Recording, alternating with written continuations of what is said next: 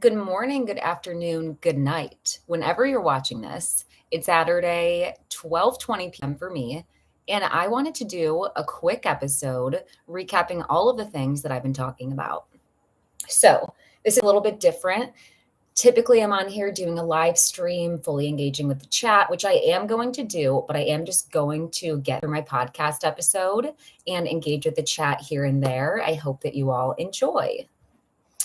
I don't look that cute, but you know what? We keep things real and genuine over here. So I want to start with Love is Blind UK. And before I start, actually, depending on which day you're watching this, it's August 10th, which is National Brianna Day, my best friend. It's her birthday.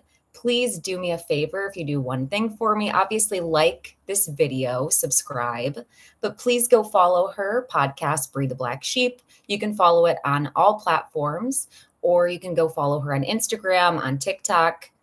That would be much appreciated. Let's get into Love is Blind UK. So I'm actually really enjoying this show. And just to set a quick pace for the episode, I'm going to start with Love is Blind UK. I'm also going to be discussing a new show that I'm loving on HBO. It's called Off the Grid. I think it's called Love Off the Grid, actually. Then I'm going to talk about Big Brother, and I would like to talk about Netflix's new show, The Influencer. So stay tuned. Love is Blind UK. This is such an interesting cast. Everybody is very vulnerable. Please go check out my friend, Denise Brady.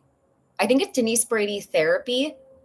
I will tag her in this episode, but she has great commentary from a therapist perspective just about how emotionally vulnerable and intentional to marriage this cast is. And I completely agree. So I'm really liking that. We meet Freddie. So we start by meeting the hosts, and I love them, by the way. I think their names are Matt and Emma. They have a lot of chemistry together. They aren't insufferable the way that I believe the Lachey's are. Sorry, that's just my opinion, and I'm allowed to have them. But I really like the hosts. So Freddie, he's 32 years old, a funeral director. And basically, him and Catherine go on a date in episode 1. And immediately they have a lot in common, their last name, their grandma's last name. But in all seriousness, their personalities mesh well. And I could genuinely see Freddie and Catherine being attracted to each other in person. So I feel like they're a pretty good match. Now, Catherine is between Ollie and Freddie. So she first has a date with Freddie. They have a lot in common, but then she has a date with Ollie, who's also 32, same age as Freddie, and he's in software sales. Oh no, my episode recap reloaded. Okay, so she also likes Ollie, and she's like back and forth trying to figure out how she feels about each of them. Her and Ollie have a lot in common. They both like to kickbox. They both have the same physical interests. Catherine is a problem. Calling it now. Okay, I believe you. I instantly believe you. Here's the thing. When I watch Love is Blind UK, it's very hard for me to pay attention to these dates. So if I ever miss anything, please let me know, because the date portion in the pods is like, my favorite part is when they meet and the honeymoon and all the couples together. So if I miss anything, let me know. But basically, Catherine ends up with Freddie, but we'll get there. So Ollie goes on a date with Demi, who's 30 years old, and she's a safeguarding and attendance manager. She likes sports. She plays football on Sundays. I'm assuming by football, since this is the UK, that is soccer. I know that sounds dumb, but like at first I was picturing like flag football, but no, I think it's soccer. But her and Ollie also have commonalities. Like Demi talks about how she mostly ends up getting kind of like friend zoned or being guys' friends because her personality is so laid back. She's like one of the guys. She has the same interests, and I can see that, and I really hope looking into the future that doesn't happen with her and Ollie. Right now, it seems like they have a lot of compatibility, but I'll be really disappointed if when everybody meets up together, Catherine is like trying to get with Ollie. Catherine is the season and Sam is. Sam is definitely the villain. My partner and I, both women, both lesbians, cannot get over how hot Freddie is, and not just external. Absolutely. Freddie, please don't disappoint me, because I don't think I've ever really liked a Love is Blind contestant as much as I'm enjoying Freddie. And he's not what I expected. I pictured finance bro. Like, I just wasn't sure. And then immediately, as soon as he's talking, I was really interested in him. What did he say at one point? He said, as a funeral director, I'm surrounded by death every day, which does scare people away. It's affected my dating. It limits how I can meet people. And my love life's been dead for a while. Like a little pun. But when he described why he enjoys doing that and that things don't seem morbid to him because he just keeps in mind that this is somebody's loved one that he's looking after, I cried. So I am rooting for Ollie and Demi. She said she's going to beat him in basketball. I would love to see it. I'm interested to see how Ollie responds to that, if she is better than him. Some men have like an ego when it comes to like competition. So I'm interested. The funeral thing scared me at first. I'm not going to lie either. At first, I'm kind of like, But then I'm like, you know what? His reasoning is really beautiful. And I feel like that makes him so genuine. And then I also pictured Phaedra from Real Housewives of Atlanta. And I was like, well, Phaedra was a funeral director. Granted, Phaedra's comments were sometimes hilarious. She's also coming back to Real Housewives of Atlanta, which means I'm going back. Okay. So let's talk about Sam and Jasmine. Sam and Jasmine have a couple of dates together in the pod. And I don't know what Sam is. He looks like Frankie Muniz to me. Sam looks like Frankie Muniz. He gives boy band. I just genuinely dislike him. I think he's very unlikable as a person, but he goes on a date with Jasmine, who's a mental health nurse. And it's always interesting to see mental health nurses on reality TV because it can go either way. They can either be very like emotionally intelligent, and like look at things in a very fair way. Or specifically on The Bachelor, some mental health nurses are like, I know how to manipulate people. Like I know how to read people's thoughts because I work with them. And I'm like, I don't like that. So I really enjoyed Jasmine and hearing her position. It looks like there's an ad. So let me pause for just a second, take a drink, and then I'll continue. So Sam and Jasmine have a date. And Jasmine's like, I'm not buying what you're selling, Sam. Okay. You're disingenuous. It seems like you're saying the things I want to say. And Sam's also made so many weird comments. Like he's had so many weird comments. He started off by saying like, he just gets like a lot of attention and they're not supposed to talk about their personal, like their physical appearance at all. Mind you, Sam is talking about the attention he gets on his Instagram. He's talking about the attention that he gets at bars. It's like you're living in a fallacy as well because like you're kind of catfishing them. Okay. And I'm only saying that because he's being rude. And he said a couple of comments about Nicole where I'm like, I just don't like you. I just don't like you. So yeah, basically Sam tells everyone, remember my name, I'm Sam from London. And I'm like, trust me, like we couldn't forget you, but in a very bad way, So Sam goes on a date with Nicole and Nicole's also picking up on Sam. She's like, you're saying a lot of things that seem like you know what I'm like thinking that you should say. And then we see Nicole go on a date with Benaya. Their date is completely different. It seems like they have a lot of chemistry, a lot of compatibility. And I was rooting for Benaya. I'm like, yes, Benaya, yes, Benaya, yes, Benaya. However, the thing about Benaya is he was being a little evasive with Nicole. So like, I kind of understand why ultimately she gets a little bit confused by him, but that's in a future episode. So he describes himself as technically homeless because he lives where he works. He also shares that he's hitchhiked from Preston to Budapest. So he's like like a free thinker. He seems to me like a creative person who doesn't really care about materialistic things. I was surprised actually that he even had an Instagram. Then we see Steven and Sabrina's date. And at first, I kind of didn't remember who this was as I was reading this recap, but now I do. Sabrina has brunette hair, short bangs. I have bangs, so kind of like my bangs, but hers look better. And then her and Steven were ultimately having discourse where they had a disagreement on the matter of having children. And she is basically open to having children, but she doesn't necessarily see herself having them. She's interested in adoption, or she's interested in surrogacy. And it seems like Steven is open to that. He just wants to have children. So I personally was happy in that conversation that he wasn't pressuring her to have it be biologically like his child, because I think that's so much pressure to put on women. So I was happy about his response.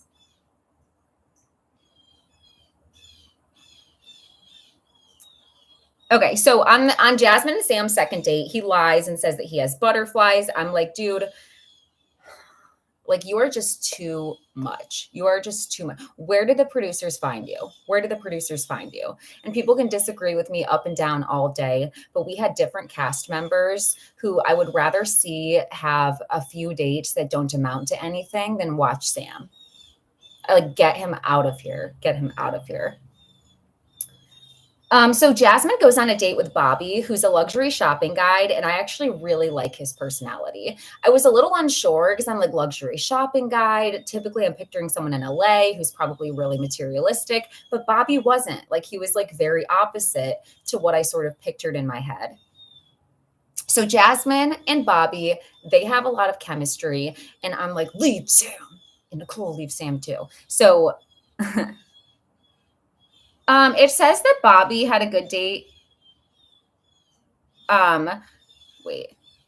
Later, Jasmine shared that she really liked Bobby and had a good date with Sam, with fellow participants. Okay, so she told Priya this. I thought they were saying that Sam and Priya had a date, and I was going to say they did not show that. I would remember. So Benaya and Nicole, they go on a second date. They have even more in common, and I'm like, pick it. He talked about his childhood, his nomadic lifestyle, and she aligns with this. She really aligns with this. I'm watching this show, which is a great transition when I get there, Love Off the Grid. And there are a lot of people who live off the grid and they want their partners to just adopt their lifestyle with no care in the world as to like how hard it is for them when they're completely different. And Benaya and Nicole's situation is different because it seems like she already has some similar interests to Benaya. So yeah, basically Steven and Sabrina, they figure out that they're open to adoption and surrogacy. They bonded even more. We find out that Steven, this made me cry. We find out that Steven had a long-term girlfriend that he was planning on proposing to, and she ultimately got very ill where she was like fighting for her life and ultimately decided to end the relationship so she could just focus on staying alive and her health. And this made me spiral. Oh, I'm almost going to cry again. This made me spiral, cry over the thought of that, and also reminded me to get my annual checkup because I just need to take things more seriously. That scared me. That really scared me. And at the same time, I'm so happy that he said that she's still alive and that she's like healthy. Okay. Thank you. Thank you, Lord. Okay. So next, what happens? So Ollie's torn between Demi and Catherine. And I think ultimately Catherine just makes the decision for him, from my recollection. Correct me if I'm wrong, but I think that Catherine's ultimately like, okay, you know, since you're between two people, I'm going to make this easier on you and I'm going to back away. And then she like pursued her relationship with Freddie.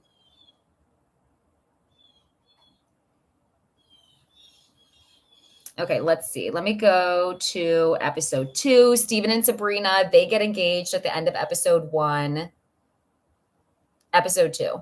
So first of all, Episode 1, what did you think? Episode 1, we immediately knew that Sam was a problem. He's narcissistic. He talks about himself. And he also kind of has a delusional perception of himself. I feel like Sam preemptively hypes himself up so that nobody can say something negative about him. And it lands really well. What did she say? Remind me. Because it's not included in sports. What is this? Sports. I thought it was sports key data, but I guess it's sports key data. Because no. Anything I missed, fill in for me. Catherine, pick your words wisely. She said she didn't want to say it. Oh, no. Bye. Don't act like you're better than her. Don't say that. You're already canceled preemptively if you've said that. Weird.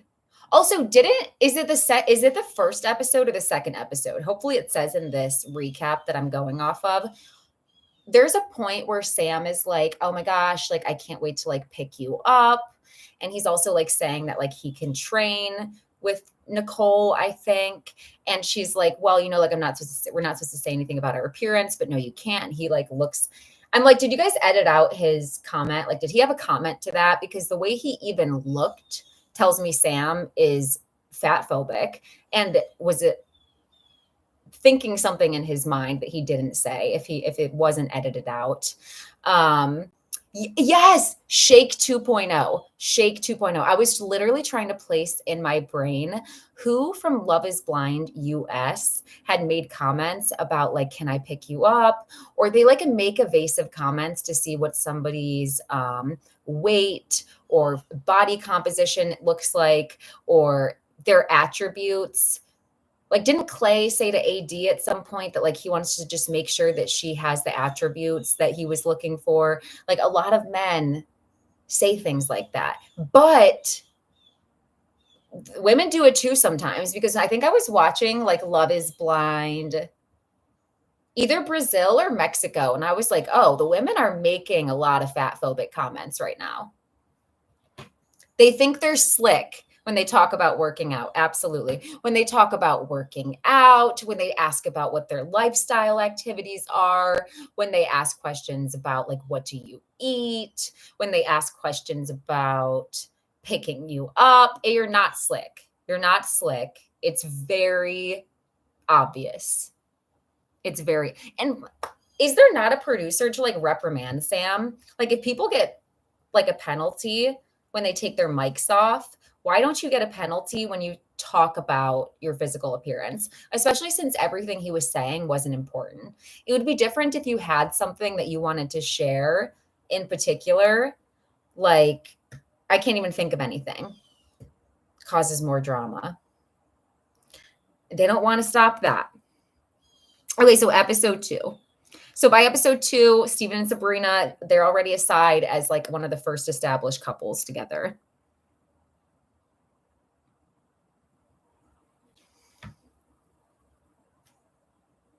Okay, meanwhile, Tom and Maria got to know each other. And I'm going to be honest, I didn't pay attention to very many Tom and Maria conversations. So I need to go back. Like I said, my least favorite part is the conversations in the pod. It's very hard for me to just pay attention to constant talking without like watching anything happen. So I need to go get filled in on Tom and Maria. I did look up. Hold on. I did look up when they were like sharing their kiss once they ultimately meet each other, and he had lipstick all over his face. And I found that that was really endearing. Like, I was like, oh, I love a man who just doesn't care and will go in for it. So I really liked that. I guess he talks about how his father was absent and how he affected his childhood relationships. Those are examples of conversations I need to go back and listen to so that I can better understand all of the cast members. But I guess he came from a single parent broken family and revealed that his parents broke up when he was 4 years old. I've never been able to give myself fully to relationships because I was so scared of being abandoned. So he has abandonment issues. Relatable, understandable. Everybody has their own issues. This is what I mean about the cast being very intentional, agreeing with Denise Brady, and emotionally vulnerable. They seem, for the most part, not Sam, but they seem pretty self-aware. Also, my apologies for clearing my throat. I'm drinking coffee, haven't drank enough water, and that's on me. Okay, so Maria had opened up and about her father and told Tom that she lost her father during the pandemic. Oh, and she also said that she's originally from Morocco and that her father had gone to Morocco to say his goodbyes because he was terminal. That's so sad. Oh, okay. She added that he was supposed to come back, but because of COVID, he got stuck there and passed away. And she added that she didn't get to see him. I can't, this, when I was initially talking about this show, one thing that stood out to me is the amount of trauma and like massive life events that these people are having to like cope with real time and like kind of like looking for a partner to help them shoulder things, find positivity. All of them have been through a lot, and I mean, all of us have, but this cast is particularly open about what's happened to them recently or what's been impacting their relationships, and it's just so refreshing to see because like I just said, all of us have something, so it's very relatable to see these conversations being had and also kind of see the way that people navigate them because sometimes that helps like in our own life. I'm very sorry for Maria. That is incredible. That's an impossible situation to navigate. Okay. Scrolling down. Okay, so Tom and Maria connected, but he still has the conversation with Natasha. Who is Natasha? Who is Natasha? Let me look that up right now because I have no idea who that is. Natasha.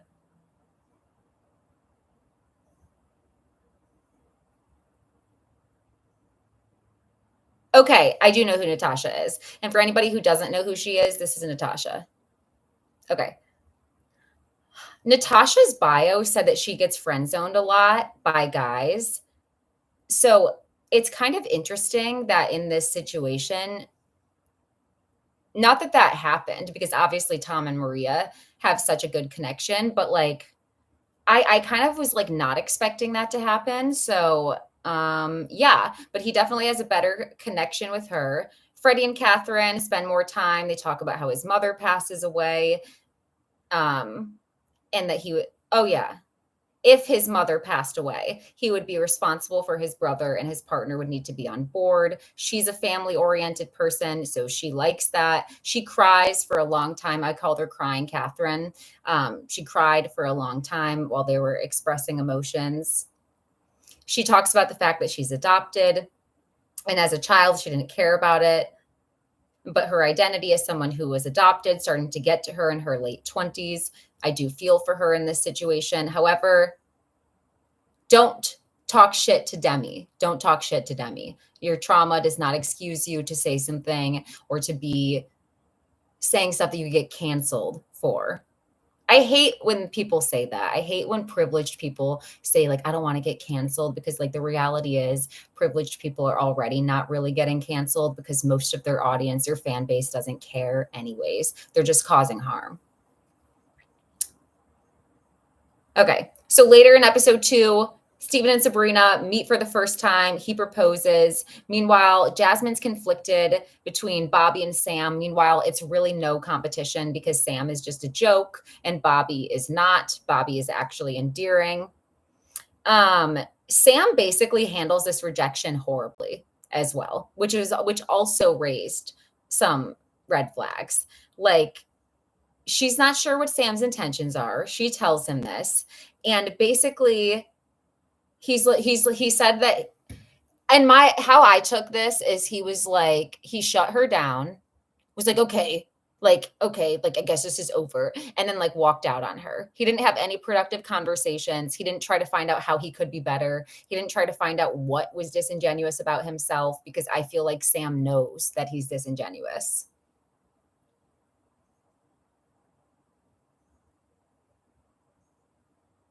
He's also wondering like should I give up? It's like, dude, don't look at her like she has like 3 heads because she was contemplating. Bobby and you, while you are contemplating between her, Jasmine, and Nicole. Like, you're such a hypocrite. You are such a hypocrite. And this is what really bothered me. Sam was more in on Jasmine. That's the way that it looked. He was more in on Jasmine, and then she rejected him. He got hostile. He goes back to where all of the guys are. He proceeds to talk about how he was just broken up with, talk about how embarrassed he is, and basically confirms that Nicole is his second choice. Like, he confirms basically that he was like gonna propose to Jasmine. He feels blindsided, but he's not going to leave here single pretty much. So now he's going to go after Nicole, and at least he knows he has a good woman. Meanwhile, he's going to make it seem like to Nicole, like he was most interested in her from the very beginning, when that's not genuine. I just can't stand him. I just can't stand him.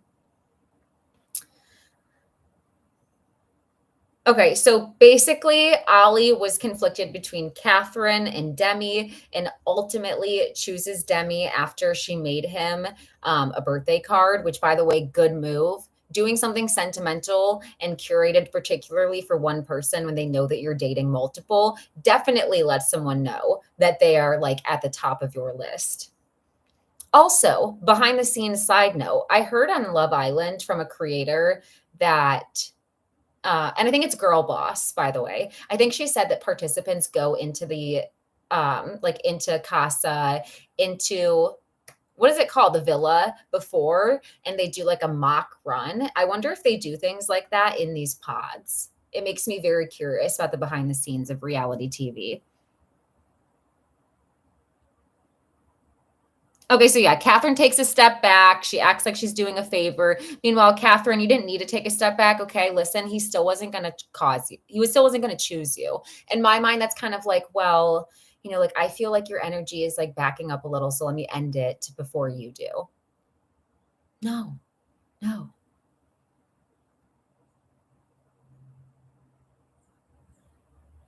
Okay, so Nicole wants reassurance from Benaya.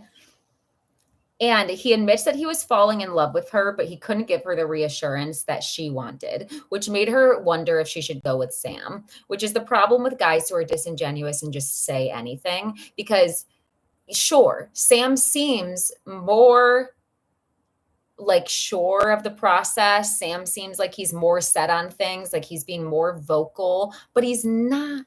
He's a liar. He's a liar and a thief. Just kidding. But when she met Sam,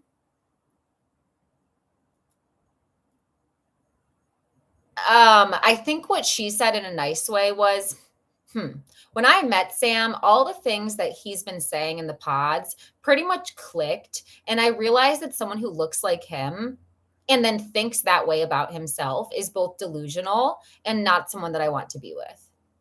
Not someone that I want to be with. Sorry, Sam, but at this point right now, you can't make me like you. And how coincidental. I don't like Sam M either from The Bachelor. Another one bites the dust, doom, doom, doom, doom, and another Sam, and another Sam.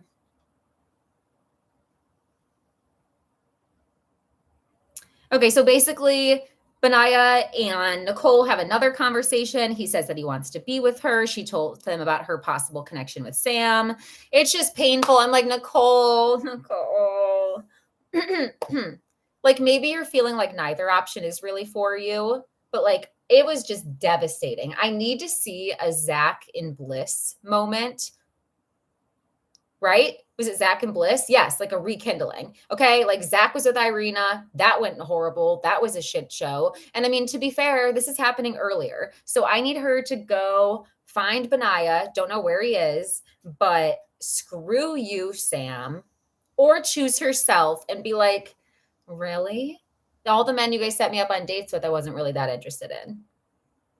Yes, Benaya only stepped up when he realized he had competition. That's what I mean. Like, he was being so evasive, which bothers me. I did see him side eye Sam, though, when he was talking shit about Nicole, and he talks to another guy and he's like, like, should I tell her? Should I not? Like, I don't want to ruin someone's chances. Tell her. Literally tell her. Not because it's going to make your chances better, but because it's being honest and it's disgusting. But This is another part I missed. I guess Nicole did get informed about Sam. I guess Jasmine did tell Nicole, like, hey, Sam is really not a good guy. And I completely missed this conversation. So if you remember what episode that's in, please comment. If not, just know that I'm going to be going back to rewatch. But I need to see that conversation. I truly did Benaya tell Nicole as well? Like, how much did I miss? Basically. Okay, let's go to episode 3.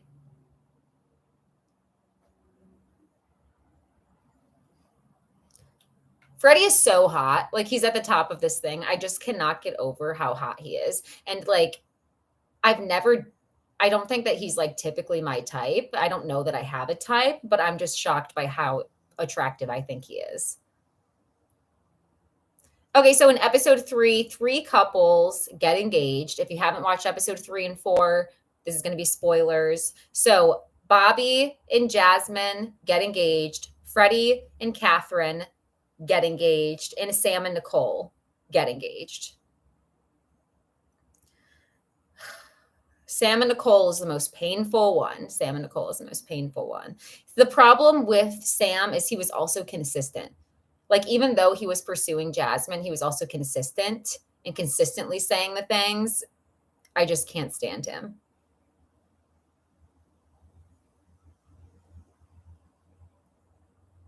Okay, so it does look like Benaya told Nicole, because it says, after Benaya said he didn't trust Sam's motive and Jasmine mentioned Sam made promises to her as well, Nicole didn't know what decision to make. She went to the pod seeking clarity on the matter and asked Sam if he joined the show to look for love. No, he didn't. No, he absolutely did not. What is his job? Product design. He definitely came on this show for product design. And if he did come on this show for love, it's probably because he in particular, not every cast member, him, has a bad reputation. Like, he gives creepy.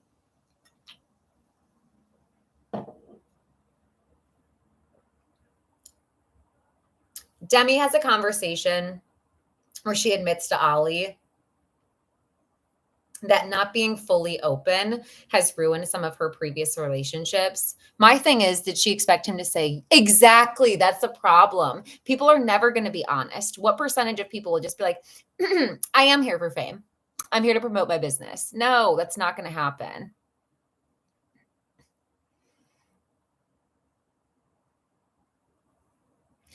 Oh, but you know what? It makes me wonder, a lot of conversations, a lot of manipulation happens behind the scenes. I don't know how many producers it would take in Nicole's ear telling her positive things about Sam or negative things about, what's his name? I almost call him Benihana every time when I don't have his name, Benaya. When I don't have his name right in front of me, I literally forget it. So I don't know. The tactics are dirty, but Nicole, I was rooting for you. And I still am. Because the fact of the matter is, this was impressive. Nicole meets, oh my God, this made me cackle. Nicole meets Sam. Okay. And she's kind of like, and who are you? Mm-hmm. And who is this? What is this? And basically, Sam's like, I think I love you, like at the end of it. And she's like, okay, thanks. I'm just gonna keep that in my pocket. Let me just tuck that right in. Thanks. Bye. I think I love you. First of all, it's already creepy that you were like, Nicole, I love you. Like, even if you say I love you or I think I love you, either way, it was giving scary. Also, he made some comment like, I don't care who says Nicole's not attractive. I think she's beautiful. No one has seen Nicole. You are the first person to see her, unless girls are talking shit about her. And if they are, F them. But you're literally like outing yourself for your weird thoughts and premonitions that you either have yourself about her or that you thought beforehand. It was so weird. I would believe that some people are actors. Absolutely. Because I think I love you. Nicole was like, he thinks he loves me. So that's painful. That's painful. Okay, Demi talks about her endometriosis and that she might face fertility issues in the issue. I'm sorry, in the future, and that sometimes she felt like she wasn't good enough, and this took a toll on her mental health. These are the conversations that feel so relatable, and I'm just happy that they showed. Demi is absolutely beautiful. I have PCOS. I find that very relatable. Um, my heart goes out to her because there's so much pain with endometriosis. But and Nicole is gorgeous, by the way, absolutely stunning, stunning. She's stunning. Sam, you look like Muniz, Frankie, or Freddie, whatever his name is. I think it's Frankie because Freddie is the hot guy. Okay, Ollie reassures Demi and that he was happy that she was like vulnerable enough with him. I really like them together. Like when Ollie and Demi are together, I really like how he's so physical and constantly validating her and constantly touching on her. I really enjoy their chemistry together. I'm glad that she felt open with him. I think it'll be cute as long as he's a fun competitor, not a sore loser. And even if he is, I don't know, maybe they just have a bet like loser pays dinner or something mild. But I can't wait to see them like play their little games and have the same interests. She deserves that. She deserves to not feel like she's just a friend to someone, deserve to feel beautiful because she is.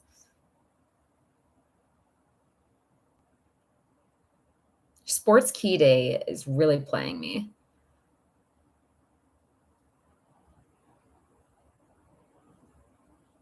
Okay, so Tom and his newly formed connection with Maria and Natasha, blah, blah, blah. This is why I didn't like Tom at first. Okay, basically, Maria's like, you're my number one. And Tom's like, I can't say the same thing. Okay, rude. Okay, rude. Like, I guess it's one thing to be honest, but like, okay. And then we know ultimately that he does back out of things with Natasha, to which Natasha is devastated. Episode 4.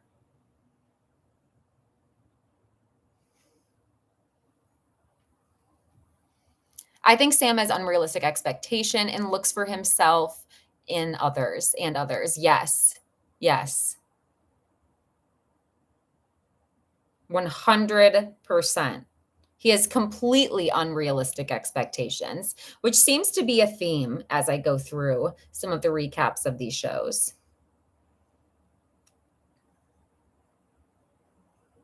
So basically, Natasha professes her love for Tom. Tom realizes that he's more interested in Maria. Like I said, Natasha already had fears of being friend zoned, so she's devastated. We see her crying.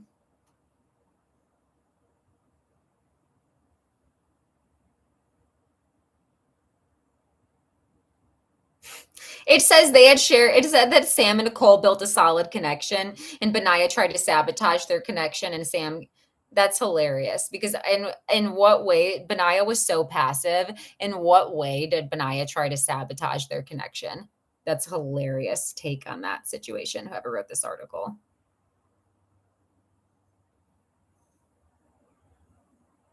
So Nicole's had a previous failed marriage, which is also why I didn't want her to meet Sam.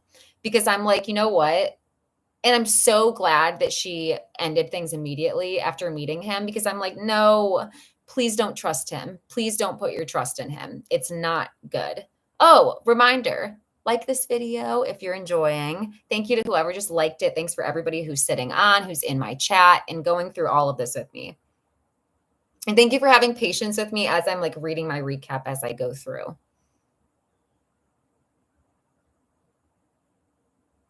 So basically, Nicole felt a disconnect when she saw Sam. Her doubts lead to the separation. It's hilarious. I'm so glad that she was the one who rejected him because, like, Sam, you're a loser. You just are. You're very annoying. You're very annoying. You are disingenuous. And I think that when you go and meet the rest of the cast, I don't think anybody else is going to be interested in you either, to be fair. So it was really cute. All of them, I'm really excited about this show, episodes 1 through 4. I'm rooting for Freddie. Not too sure how I feel about Catherine because, like we just said, I'm learning that she talked down to Demi and that she's going to be a villain. I can see it. I can see it. I have doubts on her anyways. I'm like, you look like you'd be mean. Like, I don't want to misjudge. Like, I always have to check my internalized misogyny. I'm like, I don't want to judge you, but you just look like you would be mean. You look like you'd be problematic at some point. Love Freddie. I'm loving Ollie. I like Ollie and Demi together. I think that they're very cute. I need to get to know Tom more so that I can appreciate him and Maria together, but I'm liking their connection as well. I kind of feel like I could see them being pretty solid. Same with Sabrina. Who's Sabrina with? Whoever Sabrina's with, I can see. I think Catherine was referring to Demi's size. Oh my gosh, yes. Believer of signs, the ring on the wrong finger. Catherine, okay, so Catherine's fat phobic too. In theory, then Catherine and Sam's morals would mesh well together. In theory. Who is with the fashion designer? Oh, Jasmine. Jasmine is with, I think his name's Bobby, the guy who picks out luxury clothing items. I'm liking them together. They have a lot of chemistry. Demi and Ollie have a lot of chemistry together. Who's the last couple? I'm blanking on who Sabrina was with. Let me see. Steven. Yes. Okay. Steven was the guy whose girlfriend was very ill. Sabrina looks to me kind of like Anne from Parks and Recs, which I believe is played by Rashida Jones. Let me make sure so that I'm not wrong. I almost just spilled my coffee. Oh, God, could have been scary. So that's Love is Blind UK. I'm enjoying it. It's a shit show. Don't know what to expect for the future episodes, but like I said, I'm having fun with it so far. I need to talk about the show on HBO Max, Love Off the Grid. If you haven't watched it, season 2, add it to your watch list. I'm really enjoying it. Since Love Island is over, I needed something that I could binge. Not like I'm loving Love is Blind, but I need something I can binge in completion. Not something with just like 4 episodes and then I have to wait a week for another 4 episodes. I needed something to replace that. And so I found Love Off the Grid. And an explanation is it feels like a combination of 90 Day Fiancé, Seeking Sister Wife, the series Alone, and Naked and Afraid combined. That's what this show feels like to me. Essentially, it's people who are living off the grid, like it says, off the grid in various places around the US, and they are seeking for their partner to come and live with them off the grid. Most of their partners have very different or opposite lifestyles.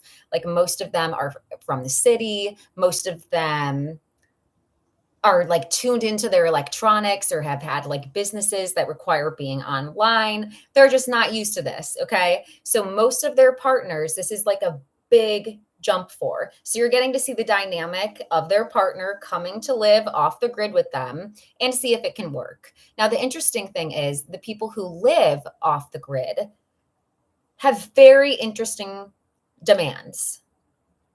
I do think they're real. I think that they're real. If you, Kimberly, if you're asking me if I think the people on Love Off the Grid are real, I definitely believe that they're genuine. And since it's only season 2, it like feels like early seasons of 90 Day or Married at First Sight.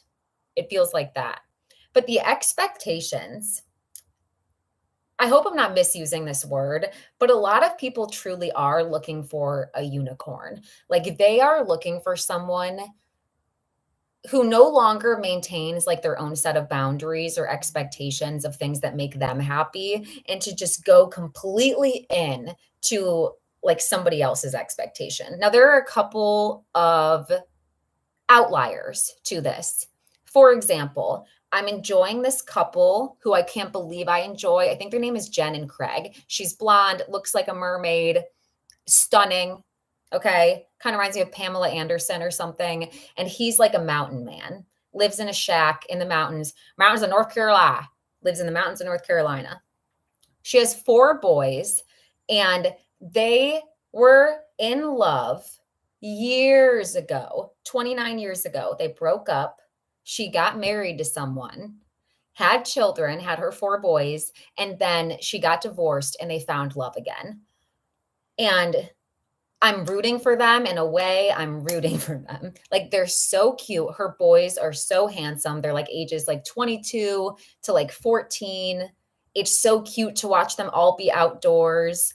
The guy, I expected him to be like very like MAGA and rough and crass and not in tune with his emotions, but he is receptive to the things that she's saying, and he really does let her lead as equally as he leads. And like anytime the boys say like I don't feel heard, it's something that feels really important to him. So like I'm really enjoying their couple.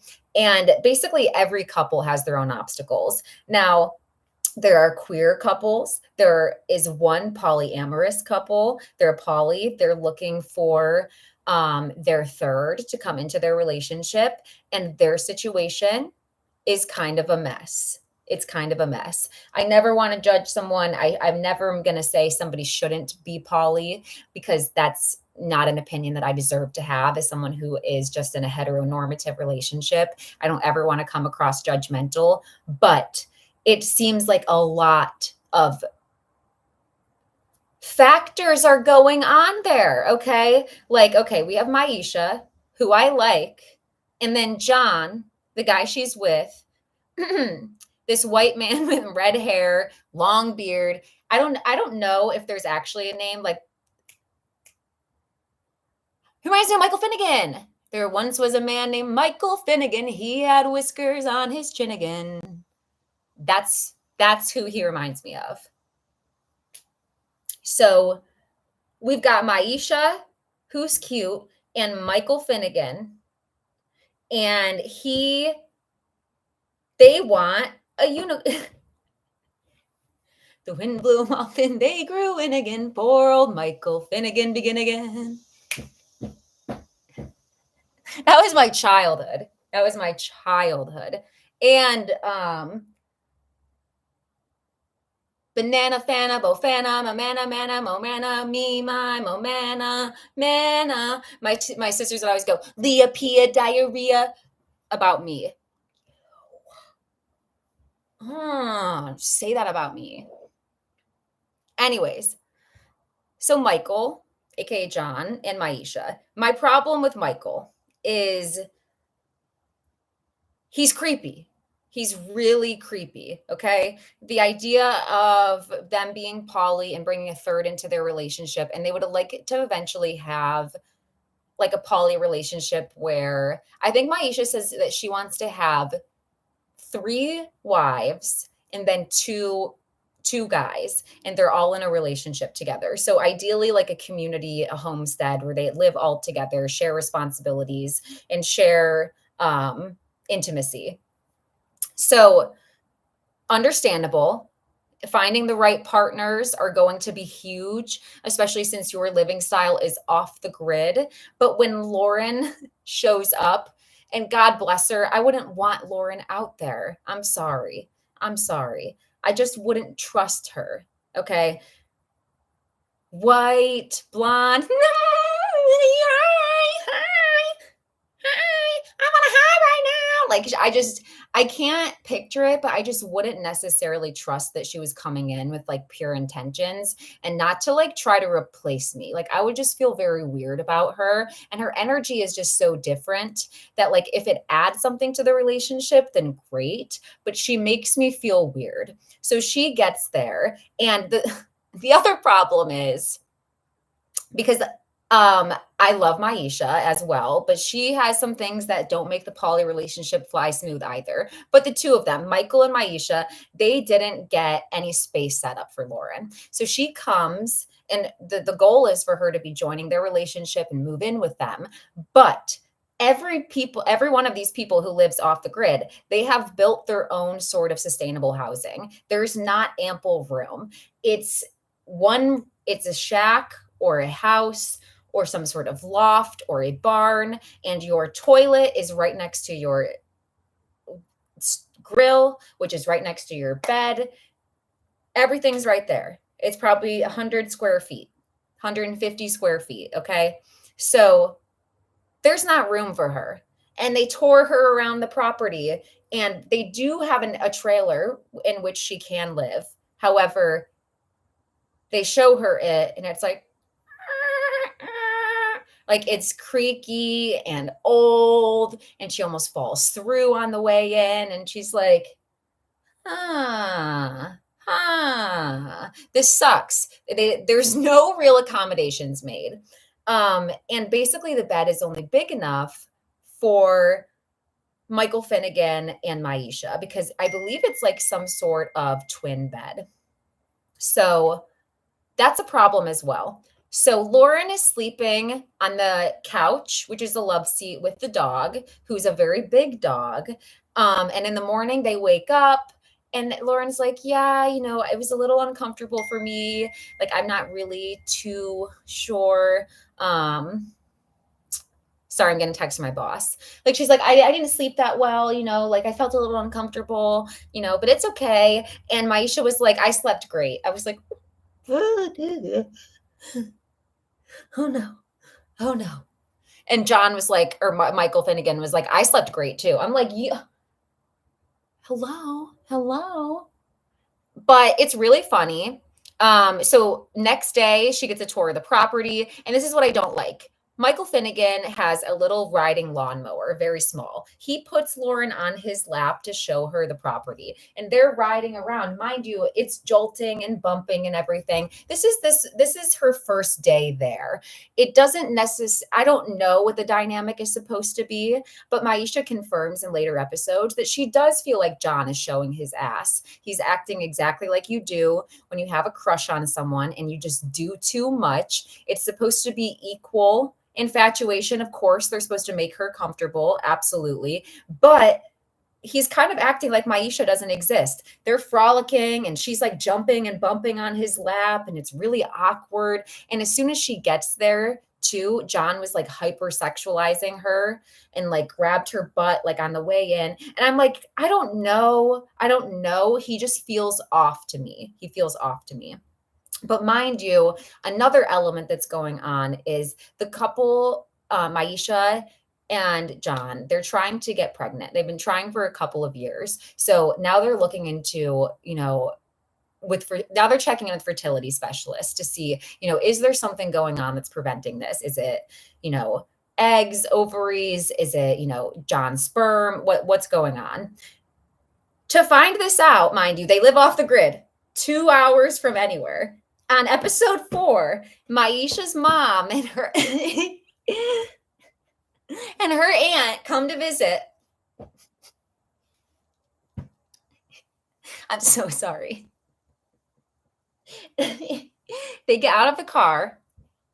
And basically by the end of their visit, they're very confused as to what's going on. They're very confused as to how many people Maisha wants to bring in the relationship. So they're trying to be understanding, they're being as understanding as they can, trying to really get a grip on things. But as they go, John brings out this like huge tub of like his sample that has to get dropped off. And Maisha like tries to pass it to her mom. Mind you, this is John's swimmers in a jar, okay? And it's a very big jar. It's very big, very full. And she's like, I am not touching that. So then she like goes and gets a bag and they wrap it up. And then her aunt holds it instead. And she's like, you're asking a lot. It was hilarious. Also, every person who comes to visit Maisha, this is what really kills me. Maisha was lived in the city before. She's 2 hours from Atlanta. So her friends and her family are looking at her like, let me check your temperature. Are you okay? Why are you out here with nothing to do? Is it him? So they like John. All of them like John. So they all come out, all her friends and her family one by one. Everybody is dressed to the nines, to the tens. Stunning, toes out, just got pedicures, and like they're stepping in pig poop, She has ducks that poop everywhere. Every person that comes over like does something. So like her mom tried to feed her pig named Addie. Addie freaks out on the mom. She's like, the mom was being so cute too. She was like, basically, the pigs are like my grandchildren. So, like, let me go feed them. Addie comes over and snarfs it up. It just brought me a lot of joy to watch that. So that alone is a good reason to watch. But they're trying to get pregnant. He gives his sample. The problem is Maisha does not want when intimacy happens. I don't know what words I can say on YouTube. When intimacy happens between the throuple, she does not want someone else to get pregnant before her. That would be a very big problem. She's also not open to adoption um or it not being biologically hers and John's. And really, she's sort of not even really open to surrogacy. Like she very much just wants to have that experience herself, which I completely understand. But she's mad at John for being open to other possibilities because he just wants to have a child with her. However, they can have a child. And I'm so glad I'm making this sound good. Thank you, HBO Max. So he wants to have a child, however, and Maisha's offended. And I think that because I have a degree in psychology, sometimes I'm wrong, sometimes I'm right. I also have a lot of classes in sociology and anthropology. My guess of what's going on here is number one, absolutely, Maisha wants to fulfill her maternal like legacy. Like she's always wanted to have a child. Absolutely. However, some of the things that Maisha thinks would happen regardless, and I feel like she's putting a lot of pressure on herself, such as, like she said, like, I want my daughter to walk around and say, bitch, please, you know what I mean? And know that she's getting that from me, like the same way that I got it from my mom. Like, I want my daughter to have like the same mannerisms as me. Like, I have my parents' sense of humor. We all have each other's sense of humor. And on one hand, absolutely, that could be passed down. But on another hand, because you are so hilarious, your daughter will get those qualities from you, however, daughter or son, you know what I mean? Just from being around you, environmentally. So that's my opinion. I think she's putting a lot of pressure on herself, but absolutely every woman, I'm never going to tell another woman and how she should want to live her life. So I understand it. But it will be a problem when they're all having intimacy with each other. It will be a problem if somebody gets pregnant first. That would cause a major lurch in the relationship. I believe that element would make Maisha feel like her and John's child he had like less stock in that and like less connection. So I feel like she's very worried about the possibility of that happening as well. But they are definitely looking for a unicorn. I mean, they are looking for someone to come into their life and,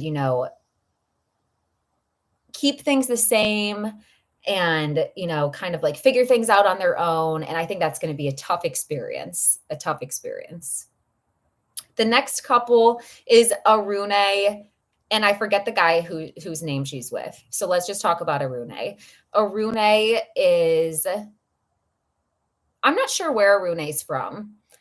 She looks European. Like she looks like if she was from like Hungary or Sweden or something. Like I wouldn't be surprised if that's where she said. She's blonde, blue eyes, fair skin. Arune lives off the grid. And I think his name is Joseph. She wants Joseph to come back and live with her. Now, they have a large age gap. She is like 38. I believe he's like 25 or something. So her timeline of wanting to have a child is very different than his. She's also very, very, very pressuring. And I just don't like this woman. I don't like her.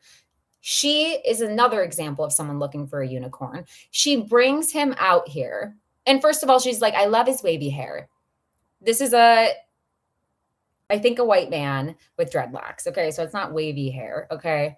So let's start there. But she brings him out here, and like he looks, like a hippie. Like he's very like, he looks like he already lived out there, to be honest. But he shows up, he's got all of his stuff.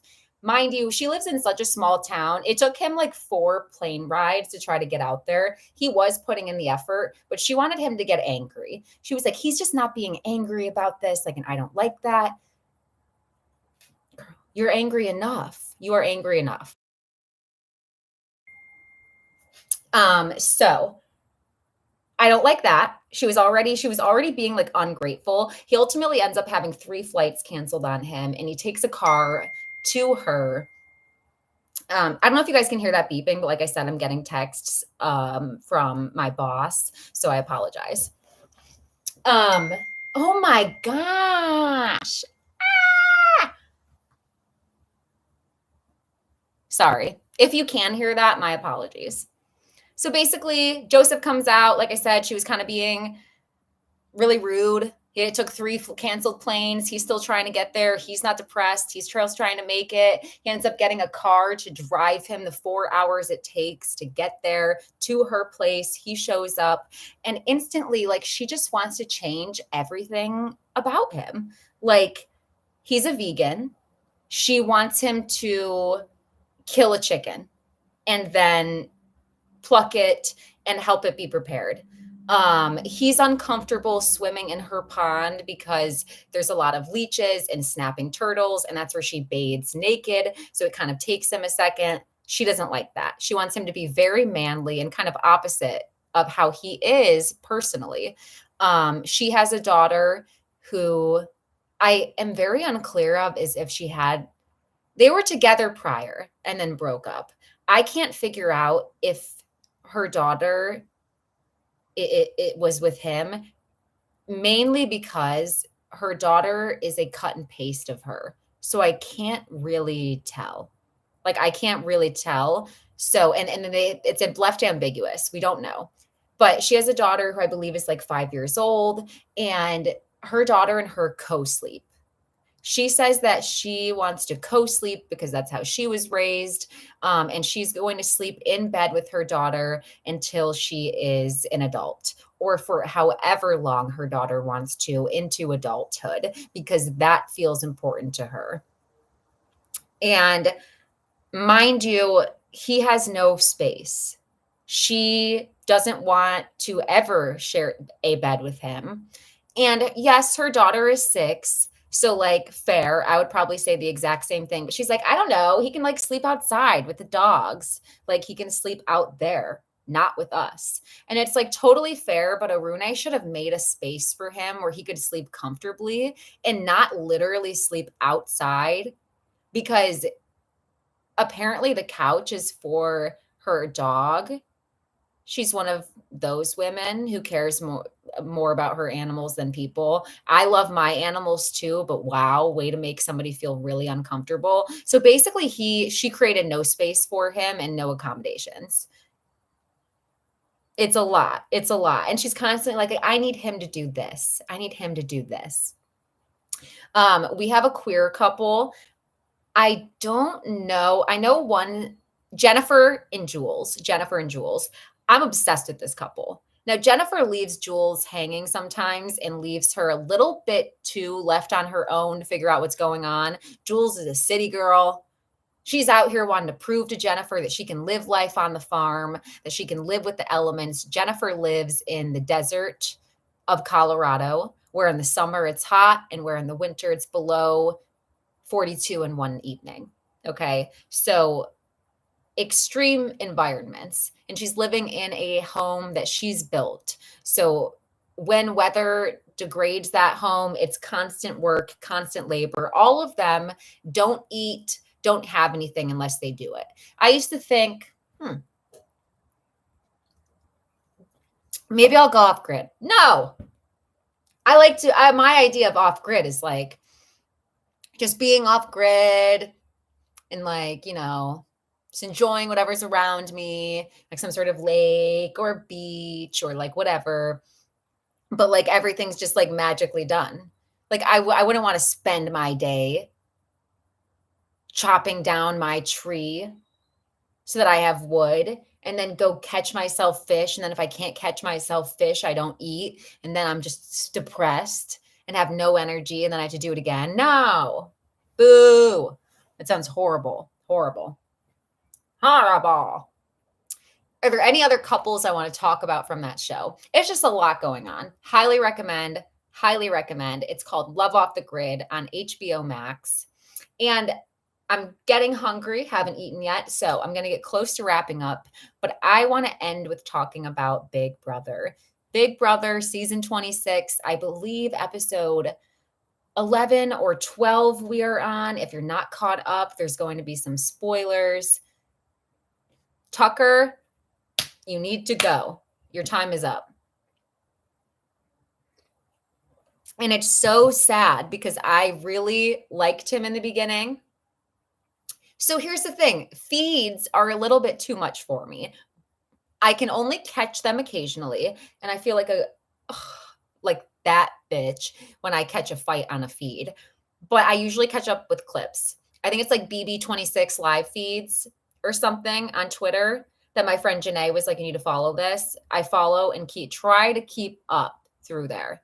But every time I turn on the Big Brother live feeds, it's always, well, like last season there was like bunnies or something. This season there's cats that they show. I'm like, really? Every time, really? Tucker pisses me off. He started out like a lover boy. I was like, you were cute when you were just putting on T-Core's hats. Now that you're doing all of this, and my friend Janae warned me because it's my first season of Big Brother. She's an expert, and she was like, please watch with me. I'll guide you through. I'll tell you when things are like, that's happened before. I'm like, fine. Okay. Where was I going with that? Oh, yeah. She predicted that Tucker was going to be volatile. She said Tucker and Angela are one and the same. Tucker is just as volatile as Angela. You just haven't seen it yet. But if he knows about you, he will explode your game. She was right. It's her birthday today. Happy birthday, Janae. You are always right. It's also my best friend's birthday, Bree. Go listen to Bree the Black Sheep on all platforms. My best friend, Bree the Black Sheep, her podcast. Follow her on Instagram. Follow her on Spotify, Apple Podcasts, TikTok. If I have one wish, follow my best friend. It's her birthday. Please. One wish, one wish, one wish. Who sings that song? One wish. I hope it's not someone problematic that I don't like right now, but one wish. If I had one wish, Tucker could have gone up on the block. Not the way I would have voted him out with haste. Bye, Tucker. Bye, Tucker. Oh, of course it's someone problematic. Of course it is. But actually, don't even give me. I have a lot going on there, so we're not going to get into it. But the song still applies. One wish, Tucker would be on the block. He would be going home. Listen, Kenny bothered me, but I didn't really need Kenny gone that bad. Stay wanting to leave, stay complaining. I can tune you out. Get Tucker gone. Get Quinn gone. If I was on Big Brother with my friend, Janae, like we said this, like if we were on together, I would get out eventually I would get out all of the straight white men who are typically power players, all of them. Don't care if you're my alliance right now. Don't care if you're putting on a good facade at the beginning of the game. Quinn, Tucker, I would get Matt out. Everybody, every dominating player who would typically overpower the game, you're out. Strong players and showmances. And this is why, before people are like, you hate Matt. No. Okay. Well, no. The problem with those strong players, specifically those guys, the Matts, the Tuckers, they try to get groupies. And I did go back and watch clips from every season of Big Brother so that I could make sure I'm right before I'm saying this. The hot guys that are the jocks. Let's just call them the jocks of the house. Typically, the white jocks try to, or without trying, end up getting groupies. And these groupies are very loyal to them. And I knew that Tucker was trying to do this when he at first he was with T-Core and I was like, okay, I'm loving this. But then he's with Rubina. And then he talks to Leah and tells Leah, hey, Leah, by the way, can Leah's leave me alone? Just kidding. I want to leave me alone. I want to be the only Leah. Just kidding. Tucker tells Leah, hey, Quinn's obsessed with you. He's obsessed with you. He's going to abandon his entire game for you. He told me this is a fact. She's like, and I knew it too, because like he's creepy and he like waits up for me. Okay. I don't know what to think about that. I don't know what to think about that. So Tucker lied. Obviously, that didn't really happen. As far as Quinn saying he was obsessed with Leah. And then Tucker has like, wait, who was the other person I was about to say? Who else is in Tucker's army? Tucker's tried it. The point is, Tucker's tried it. Okay. Multiple people he's tried to get. Cam, Cedric. Now let's talk about Cedric. I love Cedric. At this point in the game, I want Cedric to win. I want him to win. He's my favorite. He's so well spoken for being, what is he, 20, 21? Are we kidding? The emotional intelligence. Tucker, the way Tucker talked to Cedric is absolutely despicable. I don't care if you're 5 days no sleep. I don't care. Don't say, I'm going to beat your ass. You're digging your own grave. He literally went behind him, acted like he was smacking him in the face, and then denied Cedric's handshake. He screamed at him. It was disgusting. It was disgusting. And I'm only speaking for myself, not a power play in the fucking world would I be quiet in that situation. I probably would have grabbed Tucker by his ear. Get out here. Come here. Who the fuck are you talking to? Who the fuck? There are times in my life where my best friends who know me 17 years plus know that I use the phrase, I rise up out of my own body, because the anger just seems to like almost come above my head. And it's when men do something wrong to intimidate a woman, put their hands on a woman, when someone does something racist. I mean, there's a lot of reasons. And I would have came up out of my own fucking body. Tucker, you have got me fucked up. Oh my God. I mean, like, to the point where I would have just looked right in the camera. So you're not going to send him home? We're going to talk about Angela bullying Lisa just for calling her a twit and going, Angela's a bully because she was like past Lisa, and Tucker isn't a literal danger after threatening violence multiple times. So, and here's the thing, you're loud and you're wrong. Imagine being so loud and so wrong. It's not your HOH. And it's always the people with the most volatile personalities that do things like Tucker, who's like, F the numbers. I don't give a, okay. Tucker's clearly someone who doesn't care about others' opinions. That's why he didn't care about the numbers from the house. So if Tucker was HOH, in what world would I live in that's not this current one, where Tucker would take advice from people, where Tucker would do what someone else told him to do that would be bad for his game and send him home? that didn't have the numbers, in what realm would Tucker allow that? He wouldn't. So the hypocrisy to demand that from Cedric. Listen, I love a bold move. I loved the idea of backdooring Quinn. But you know what? Tucker, in my mind, and I said, I'm new, so tell me if I'm wrong, he could have saved that plan. He blew it all up. He put it all out in the open. Okay, so things didn't work out this week. You didn't have the numbers. Ideally, your alliance is the only people who really know about this yet.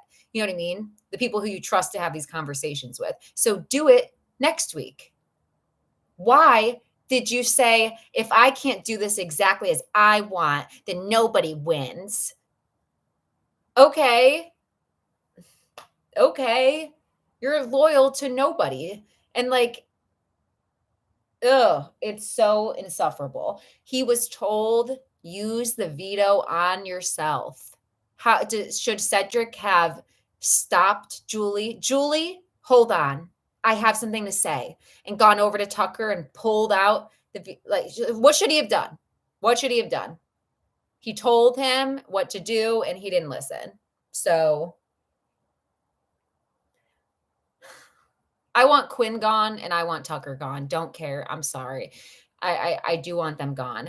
And I really wanted Angela gone, but she's remained pretty low key for a while. And I kind of enjoy sometimes her antics as long as she's not being Karen like. I enjoy sometimes just watching her. I certainly did think it was funny when she walked past Lisa. Certainly did think that was absolutely hilarious. What? Tucker's not a bully for cosplaying as Lisa? What? And what was his mohawk? What's happening? He looked like Dr. Draken. I need Tucker to go because something's happening. And I see that he's a stoner like me. He needs to have a bowl. Something's going on. You're stressed out. Smoke one and you'd be fine. He looked a mess. Let me end with Big Brother 26. I'm really enjoying it. The Influencer is a show on Netflix that I am just absolutely loving. I was recommended it by people who follow me on TikTok. It is a show in South Korea. It is English dubbed, though. The English is amazing. It's very easy to listen to. It's not like some of the shows that have been dubbed where the subtitles, or I'm sorry, you can't really picture the emotion or follow the conversation as well. It's a little patchy. This isn't like that. It's 77 of the most popular influencers from South Korea who are competing to hold the spot as number one influencer and win, I think it's like $350,000, which is like a lot of million won over there. And it's really cool. They do like live stream challenges where they see who can keep the most viewers on. I would get sent home at 7. Like, it's so funny to like see the metrics that they have. Like, they have on like 10,000 viewers and they have to maintain it during the entire stream. I think this show would be really interesting to bring to the US. It has elements that are conflicting, like as soon as they get in there, they all have like electronic like necklaces or like collars or something that have literally their follower count on it. So immediately it's like societally classed based on your like social rankings. And you can tell who has a lot of followers. And then eventually that flips into what your net worth is. So it's a lot going on. But I really enjoy it. There's 4 episodes out. It's a new series with episodes every Tuesday. The Influencer on Netflix. Thank you to everybody who listened to this episode. Thank you for listening to a live recording of my podcast. This was super fun to do. I hope that everybody has a great Saturday, a great weekend. I don't think there's anything else I wanted to say other than it's August 10th. Go say happy birthday to my best friend. Make sure that you're registered to vote. I'm going to be doing a Let's Get Political episode soon. It's not going to be put on YouTube. It's going to be on Spotify and Apple. So because I don't want to get censored. So have a great weekend.